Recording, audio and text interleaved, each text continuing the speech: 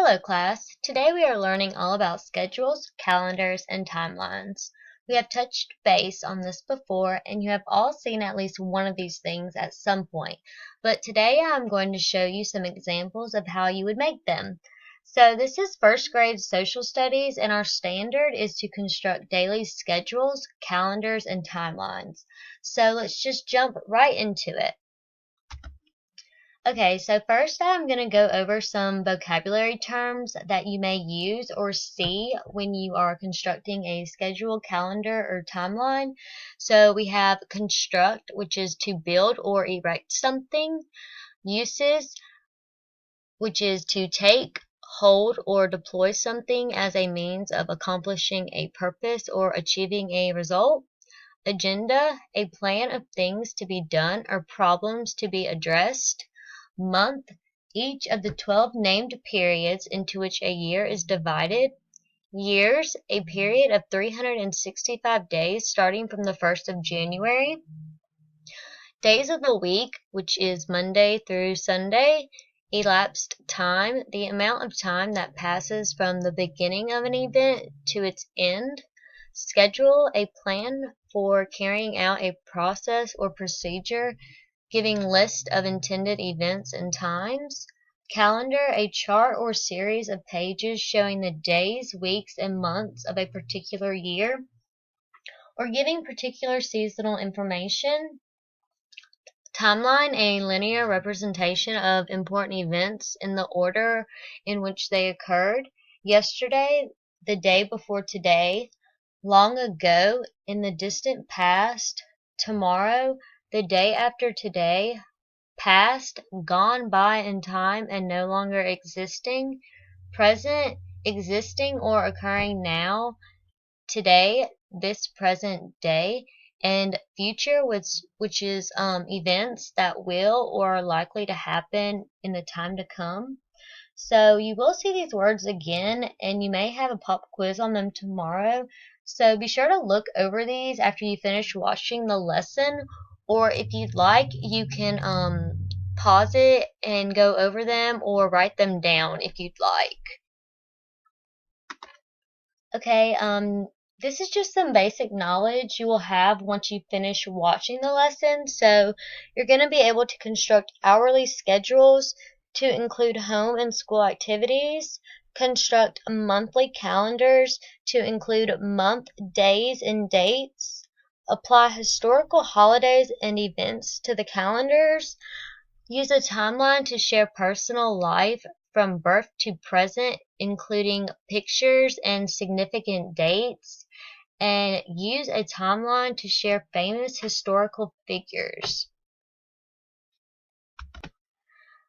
Okay, so here we have an example of our daily class schedule as well as an Auburn football schedule.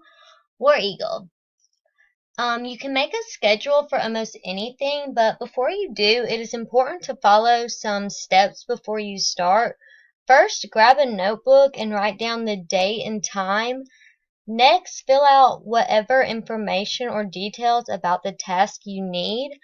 I would start with important things first and then work your way down to the smaller ones, or putting it in chronological order with the starting and ending times, but be sure to leave yourself some free time. And it's most important to balance your activities. And that so you can like stick to it, because if you don't leave yourself some free time, you can get really overwhelmed, and you don't want that to happen when you're planning a schedule. Okay, next is our calendar, and I know everyone has seen this before because we have one hanging up in our room with all of the holidays marked, and we go over this every day. So when it comes to constructing a calendar, you always write down the month and the year, and in this case, the month is April and the year is 2018, and then next you're going to add the days of the week, starting with Sunday and ending with Saturday. And then next comes the number of days in the month, and in the month April there are 30 days. And you can also add the season if you would like, and it's spring. Once you have all that completed, you can start on adding the important dates you would like to remember.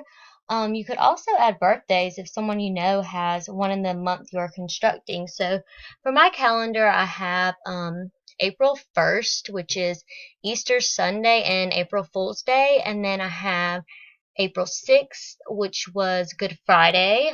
I have April 13th, which is Thomas Jefferson's birthday.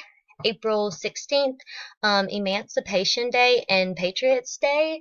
April 17th, which is Tax Day. April 22nd, Earth Day. And April 27th, Arbor Day. Okay, here I have added some timeline examples. Timelines can help when it comes to making connections between the past and the present in a visual way, and also in a chronological way. Timelines are very common to see in history and social studies, but in fact, you can use them for almost any type of subject.